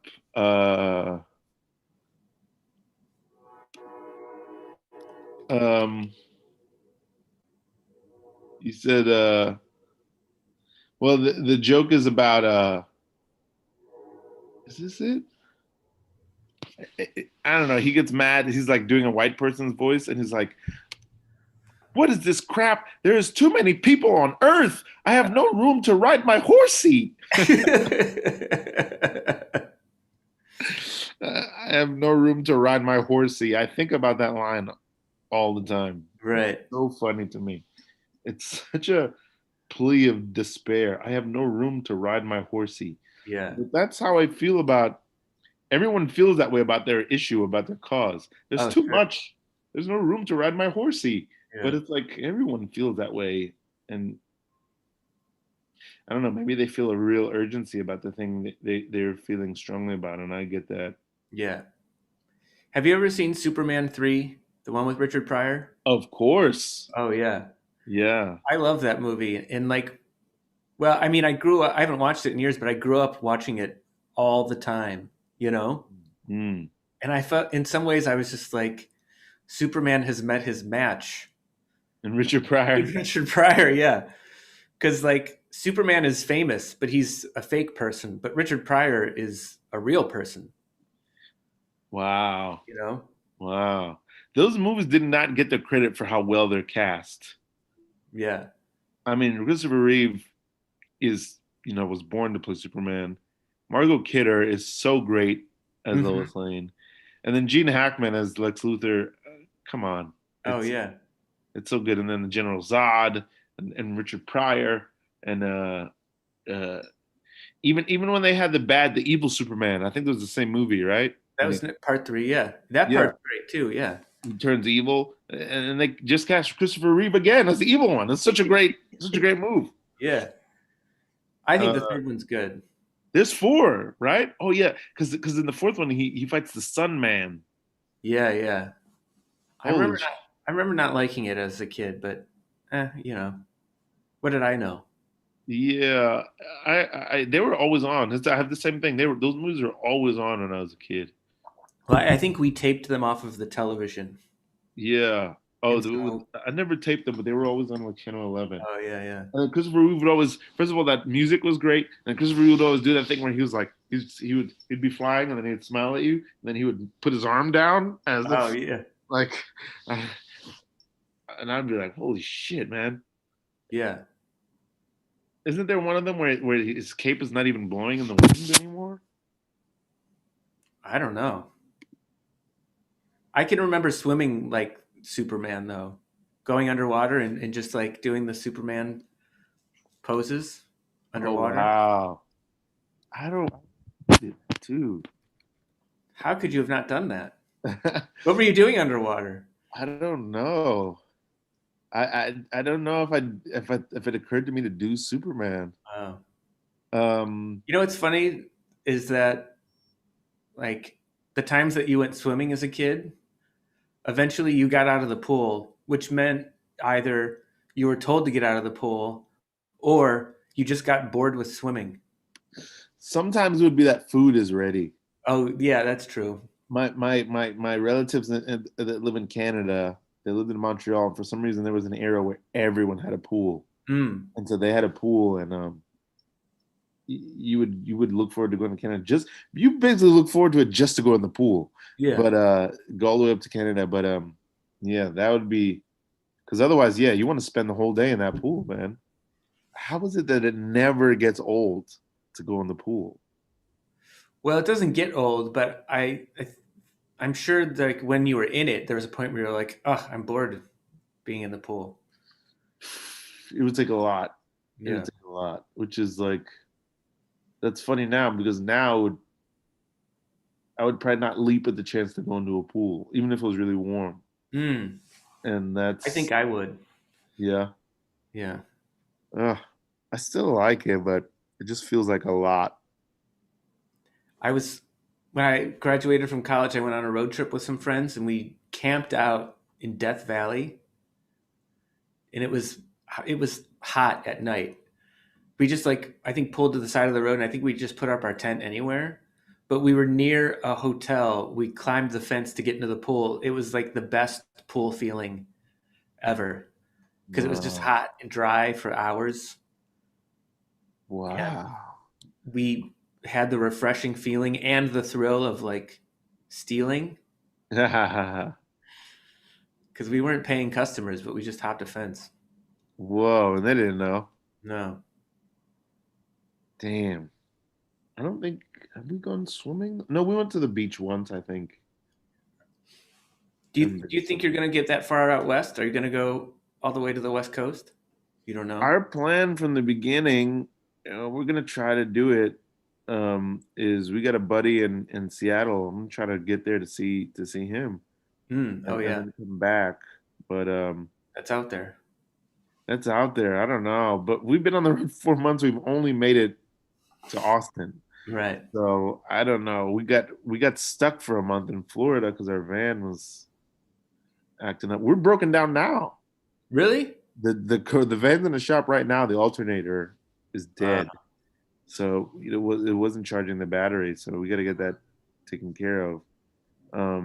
Sounds small. Yeah. I mean, labor is going to be something, but hopefully it's the last thing we got to do for a while because the car's running great except for that. I mean, that's always the case. But we also just put solar panels on it. Whoa. Yeah. So now we don't have our own Wi-Fi, but we have our phones. Yeah. If we had our own Wi-Fi, we'd pretty much be really self-sufficient. Yeah. Because now with the solar panels, like, we can charge everything right there, like very easily. We could. Yeah. We probably are getting much more power than we can use. Wow. Store it up. Save it. Yeah, I don't know how. I wish I knew. I wish you could bottle it and put it somewhere. Yeah. And we did it ourselves, and it's like you see solar panels on a car, you're like, how the fuck do they put those on there? I know now. Wow. I know how they go on. I mean, really, Anya did most of it. Anya's so handy. I don't know how to do shit. Oh. The miracle I can tie my shoes. Well, I mean, all right, so she's the handy person. You have to bring something to the team. Like, what is even if it's just like you make the best avocado toast. Yeah, right? I probably do. We although Anya cooks more than I do, but I don't know. Our tour is called Push and Believe. I'm probably the believe. I believe more, and Anya does all the pushing. Yeah, she's really great at all that stuff. Her dad is really outdoorsy, and both of her parents were scientists, so she has like an engineer's mind. And I'm, I used words like horsey. Yeah. So I am getting good at driving again, which is that's good. Yeah. I was really shitty and really nervous for a long time. Now I'm much less nervous and like maybe 10% less shitty. Yeah. I'm not sure where King Prince is, but I'll say if anybody is watching and they want to come on, you can send us a message on Facebook and maybe I'll see it. If you think the show could use a guest. Yeah. Guest being you. King Prince. I feel like, yeah. I wonder about, there's all this talk lately about people are like, why is there even royalty anymore? Why are there still royals? Oh, yeah. But I'm just like, somebody's always going to, if you take their money and give it away, somebody's going to gather all of it. Right. There's always going to be kings and princes or something. Right.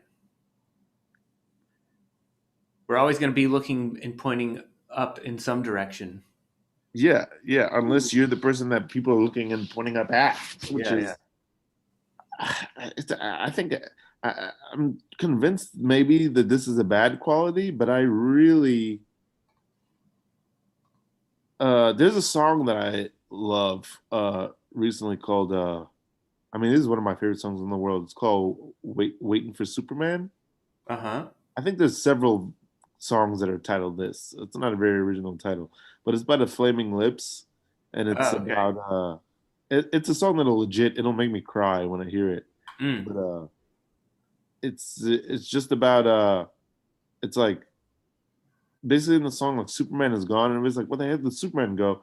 And it's just like he didn't leave. He's not like mad at you or anything. It's just this is too much for him. He's got to go away from it. He'll come back later, but right now it's like too much. Yeah, give them a break. Yeah, and it is like, it just makes me think about, there is like I don't know. I do tend to have empathy for either royalty or rich people, or I do tend to have empathy for them because I sort of feel like They're the people that have problems that nobody else thinks about, kind of, or cares about. or cares about, right? Yeah. So it's like, because you have this thing, then everybody's like, "Fuck you! Nobody, I don't care about what's going on with you." Yeah. And it's just like, so you gotta give it away, Right. you know? And it's like somebody's like, "Yeah, give me that stuff," Right. and then I'll never have any. I don't know. I'll never complain about it or whatever. And I guess maybe they're right. Maybe those people are right when they say that. Yeah. Who knows? We have David Neil Levin here. Let's get him in. Yeah.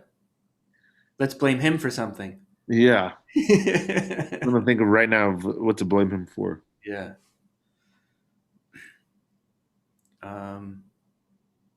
And you know, we have like 20 minutes left. We never talk about how we're allowed to end this early if we ever wanted to. Which I'm not saying we should, but you know. I wonder if I feel like if I was a kid, there was like some. There's David. I feel like when I was a kid, there was like, hey. I feel like if I was a kid. Oh my God, that's me. Oh, I'll mute the thing. I feel like you were smiling at me in a way of like, look how stupid you sound. Listen to yourself. That was correct. How's it going, guys? What a beautiful day. Yeah, I went for a walk already this morning. It's a little chilly out, but it's still palatable, you know. Awesome. Sunny. Is spring really? I'm not in New York right now. Is spring like very imminent right now? Is it like it's coming? It was in the 60s yesterday. Today it's in like the 40s again, and it's a little windy. But what's it up by you, David? Well, it's supposed to snow on Wednesday. What? Whoa. Where are you? Jamaica, New York, okay. Queens. Yeah. Okay. Just a train ride away. Yeah, just a train. And apparently there's like a big storm coming through the country, like the Midwest, which is coming this way. So I'm guessing that that's what the snow is going to be from. Mm. Oh, so I know, it's very interesting. Oh no! I'm not yawning. I know. I'm interested because I'm in Austin right now, and it's chilly here. Oh. Sweater weather. Yeah, it snowed here like 2 weeks ago, 2 or 3 weeks ago. Wait, so were you in the whole blackout thing? No, I was at that moment probably somewhere coming out of Florida. Oh, well, that's lucky. For the last 4 months. Oh, wow. Yeah. They missed the blackout because their car broke down. Yeah. It was the unexpected blessing. Thanks, Wicca. Yeah. Hey, David, we have to tell Ralph about this app, Too Good to Go. Yeah. It might be useful. It might be useful to you guys on the road, maybe. So, Ralph, there's this app called Too Good to Go, and it's where restaurants, I should be working for them at this point. They, at the end of the day, when they have leftovers, rather than throw them away or donate them to, charities, they'll sell them at a reduced price to customers. But the catch is you don't know what you're going to be getting. So, for example, there's this place I've gone to a few times, pizza place, and they will give like 4 or 5, or sometimes once they gave 6 slices of pizza, but you don't know what you're getting. You know you're going to get pizza probably because it's a pizza place. It's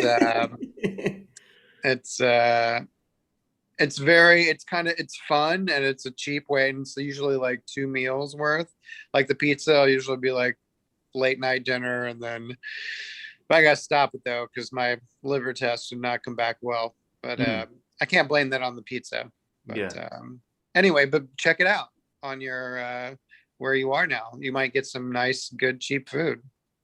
Man, I think we will check that out. I don't know why I was thinking this too, but it's also like there is also a possibility of like you go and you get the pizza, you're excited, you're like, what kind of pizza is this going to be?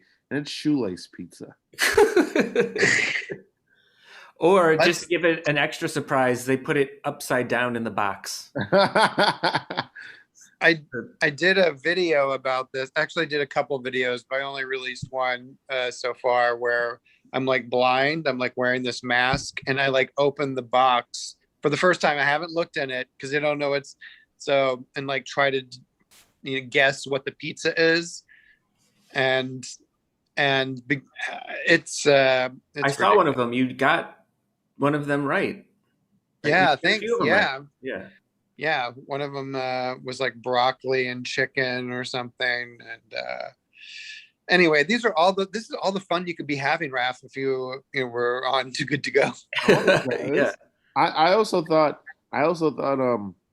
Too Good to Go might be an app where it's like, how they have the the marketplace app or the free whatever, where people want to give things away. It was Too Good to Go is where people post things that are like, I'll never give this away. A place where you can brag about what you have. Yeah. Just like this picture of my grandmother, I'm never giving this away. What are you, crazy? Oh yeah. I also wanted to say, is it weird that I haven't done it in a while, but my preferred way to eat like New York pizza, like a really good slice of pizza, I want to eat it from the back. I want to start at crust and end on the tip. Really? To me, the tip is usually the best bite.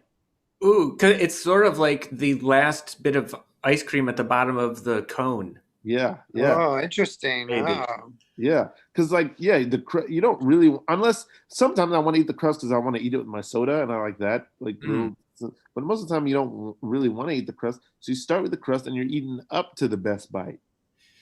You know what I want to admit something, and it's that whenever I've been out having pizza with friends in New York, I am more excited about it than I want to let on.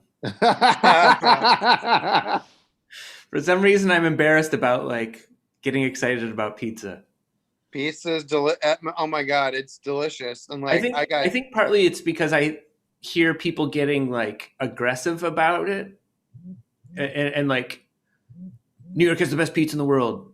Full stop. Or you know what I mean? Like they want to get argumentative about it, and it's just sort of like, I don't know, who cares? Like if somebody lives in Wyoming and they're getting pizza from Pizza Hut, why can't you be happy that they're happy? Yeah. Pizza Hut used to be my favorite pizza. Sure. As a kid, yeah. It felt fancy. Yeah, I was like, oh my God. And they have a buffet, some of the places. Hello. Yeah.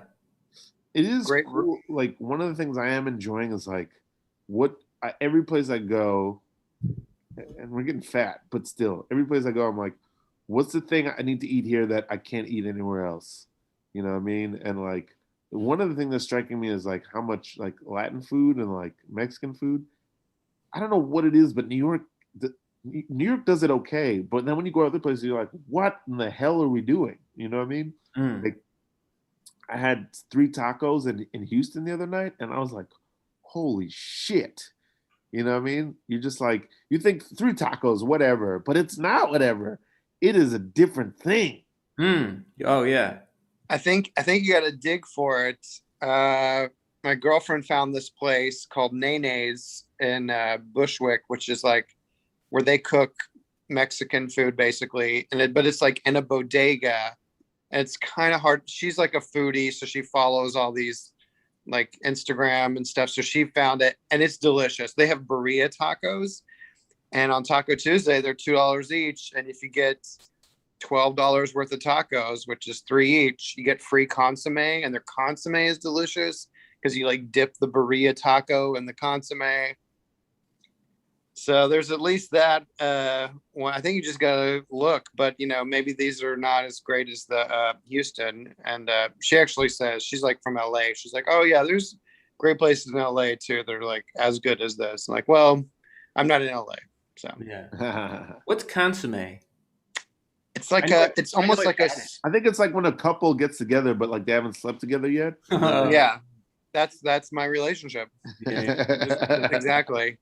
So we dip the tacos and are not sleeping together. No, it's sort of like a soup. It's like a liquid. It comes in a cup at this place, and it has like vegetables in it, and then there's like meat at the bottom. So it's sort of like a dip, but it's also like a soup. So like you take your burrito taco or whatever, and you like dip it in it, and it's delicious. It's yeah. It's like it's like the au jus for what a French dip, but I feel like there's just more stuff in it. It's awesome.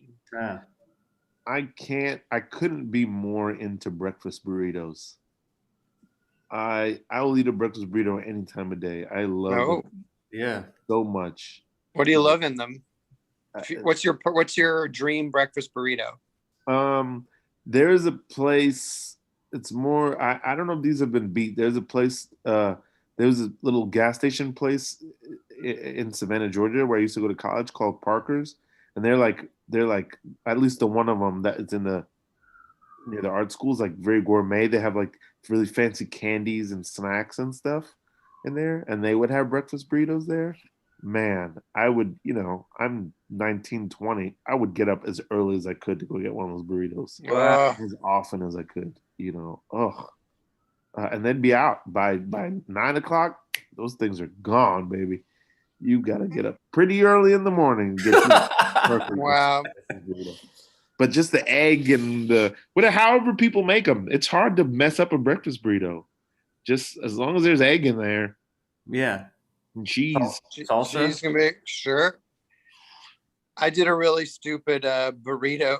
I got my first vaccine a couple of weeks ago, and to celebrate, I was like, I'm going to get something at Dunkin' Donuts. I'm going to get a healthy thing. And I went in and looked at the menu, and I was like, wait, the healthy stuff is like, some of it's like more calories than the unhealthy stuff, like the better meat and the healthy, what I'm talking about. So then I did this ridiculous thing. It's like, well, I'm not going to eat here. So then I turned around and like walked into Popeyes and got a Popeyes sandwich, which of course was like way less healthy. But this was just like, well, if I can't get it something healthy here, then I guess I'll just eat over here. Well, you showed them. I did. You just reminded me, somebody told me that Popeyes is different in the South. Like the recipes and everything is different, and they serve different things. So we've got to try that soon. Interesting. Yeah. Like so it'll taste different? Yeah. Wow. You got to get that sandwich. Try it or whatever. Sandwich is already delicious in New York. What's it going to be like here? Yeah. I know. The sandwich is really delicious. That sandwich is killer. I don't think anybody's ever come close to that sandwich. And like McDonald's or Chick-fil-A or wherever it is, like no one will. I made a healthy version a few weeks ago, and I still make it to a lesser degree, where I use like cabbage instead of bread, and like boca, like meatless chicken patties. Ooh. And they put like tomato and onion and whatever else on it. It's good. I have to say Popeyes, but I mean it's healthier than Popeyes for sure. But hey, Ralph, Samantha just said that you should try Whataburger in Texas. It's everywhere. Okay, we will try. It's everywhere. Yeah. I know I've had it, and I guess I liked it. You know what I mean? I don't remember what it tasted like, but I've been there. I had a really good burger at a place called Culver's. They have the David, have you ever heard of that? David's from the South. I haven't heard of Culver's. I did go when we drove through Texas. We stopped at a Whataburger, but I don't remember it. What did you grow up with that we didn't have? We'll get back to Ralph. Captain D's was like the Long John Silver's. Never heard of it. It's exactly like Long John Silver's basically, but there's a Captain D, and he has like a big red beard, and they have like the crunchy things at the bottom of the things. And Bojangles. That name does not fly. It's weird. It Yeah. still exists apparently. Oh. Bojangles is like a chicken place. Have you heard? Did you pass yeah. by That was that? in New York, I think. Oh, they are. I think I've seen a Bojangles in New York. Yeah. The closest Oh, one well, I've there you seen, the closest one I've seen is if you take the bus to Washington D.C. There's a Bojangles in the bus stop in D.C. Oh, Yeah. and Waffle House, of course. Oh yeah. Yeah.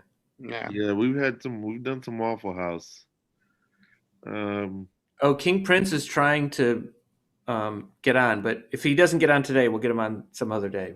Yeah. But Ralph, did you have a Whataburger story you were going to share? Oh, I haven't done Whataburger, but Culver's, yeah. they do a butter burger, so they toast every bun with butter. Oh, Ooh. Man, it's astonishing what a difference that makes. yeah. Astonishing. It's one of the best burgers I ever had. Oh, I had Wow. the best sandwich I've ever had. Do tell. Probably ever in my life. I had just a shrimp po' boy in New Orleans. Oh, yeah. Just like a little tiny hole in the wall spot. It was so good. We talked about this last week too. I still remember. I've had twice I've had two of the best meals I've ever had on this Oh, trip. yeah. And I haven't had a ton of great food on this trip. You know, we just had a lot of things. But we had two meals. One was at a place called Fleet something in Charleston. Yeah. And then that po' boy. I mean, it was immaculate. Here's King Prince. He's coming All in right. now. Hey, what's up? Hey, man. I don't see you yet, but oh yeah, there you go. Hey, I'm hitting all the options on the screen, man. oh yeah. I blame us Prince. for your technical issues because I mean it is our show, so we were doing something wrong. Yeah, I absolutely never been on this app before. I don't even know how to use this. Oh, wow. Oh, Big no. day. Yeah, man. It's actually this is funny because while I'm trying to do this, I'm having a session in my living room right now before I actually go to the studio. So Oh, nice. artists out there working on a song, and I'm like, let me run in here and do this, guys. So Yeah. Where are you based out of, King Prince? I'm based out of Richmond. Oh, Virginia. Okay. Wonderful. Oh, Yeah. The guys in your living room right now, are they your artists or are they helping you or? No, these are artists like basically when I'm not doing my Oh no, Oh, no.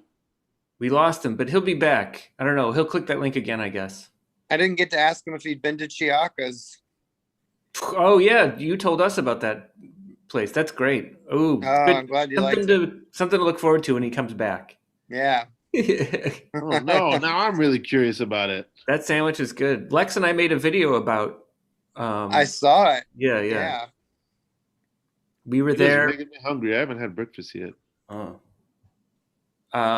Lex and I were in Richmond to do a Stoner Morning Show at a festival there, and we went to Chiaka's to get a sandwich based on David's recommendation, and it was great. Mm. I'm glad you liked it. Yeah. How do you like living in Jamaica, Queens, David? How do I like it or why? What? I'm sorry. How do you like it? I grew up near there. I love, well, for the previous 14, well, I've lived here for about 2.5 years now, I guess. And for the previous 14, I was in Greenpoint with 5 roommates. And so Wow. right now I have no roommates. I'm like in a lottery apartment. So Whoa. it's relatively cheap. And I mean, it is cheap and I love it. I love my apartment. Sometimes I'll walk into my apartment and say, I love you, apartment.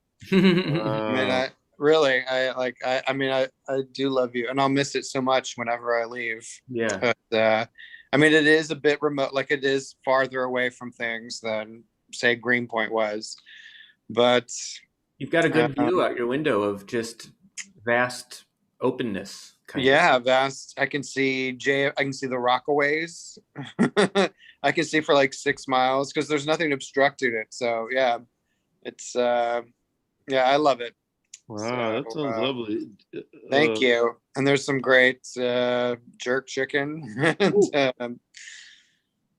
And, there's this culty. Have you been there, Sean? I don't think you have actually. There's this restaurant called Aman Brahma, which is like a vegetarian culty. I mean, I hate to say this. I mean, they'll never see this, but it's like they have like their Swami like it's delicious and like it's cheap, and so that's like an unexpected like fun thing. It's like a 15-minute walk away.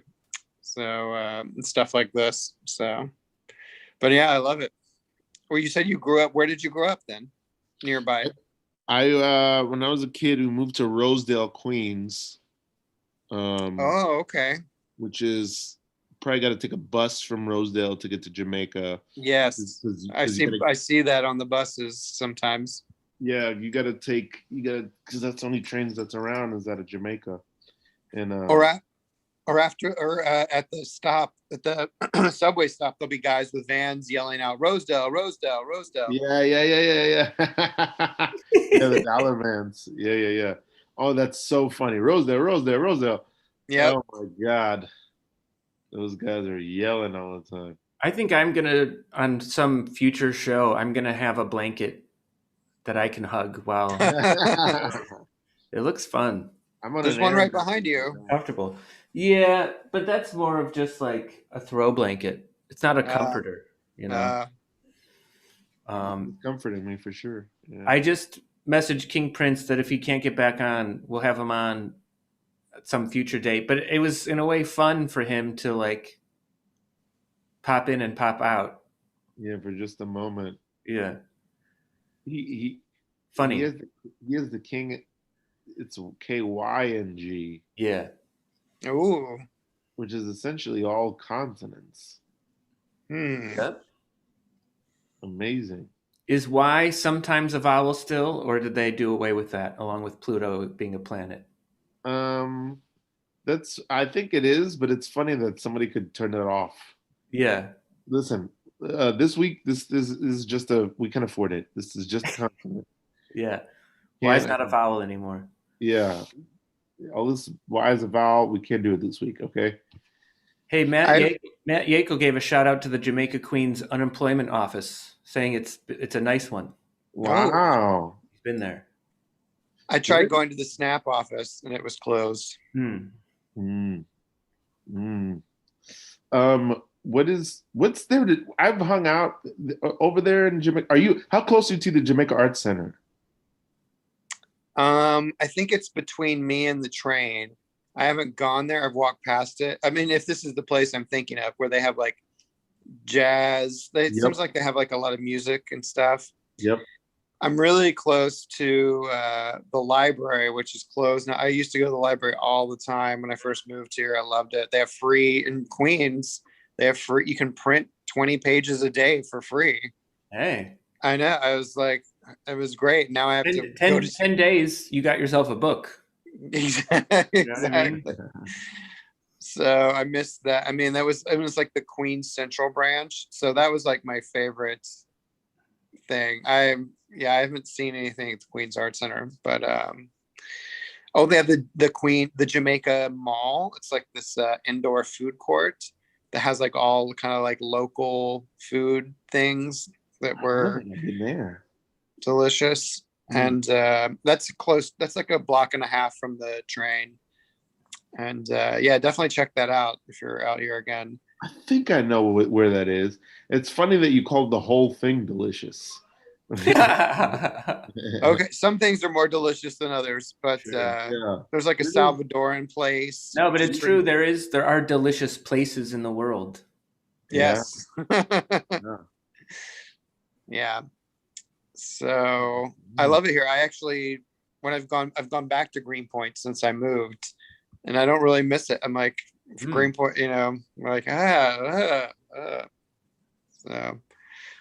so in your face, Greenpoint. Yeah, in your face. There's a lot of life and energy over there. I was just there yesterday, and I ate a cheese Danish. It's from some Polish bakery. It was good. Oh, yeah. Hey, we're almost done for the day. I'll say thanks again to 410 Smoke Shop for sending me a shirt. Woo! Why do you think they went with 410 instead of 420? What do you think? That's really funny. I'm sure there's an interesting story there. I think they're trying to stake their claim. It's like, why wait till 420? Do it 10 minutes earlier. Yeah. What are we waiting for? Maybe that's... Yeah. David, do you have any closing parting words? Have a great day. It's really bright and sunny, and eat some good food. Try the Too Good to Go app, which I do not work for. Yeah. And because who knows how much longer it'll be around. Sean, especially you. I mean, and I feel like there's like, I mean, you've looked at eat some for us, buddy. Eat some for us. Yeah. I've used it twice. It was oh, nice. Yeah. All right. Thanks for having me on. Yeah. Thanks for being on with us. This is awesome to have you. Good to see you guys. All right. I'm going to stop the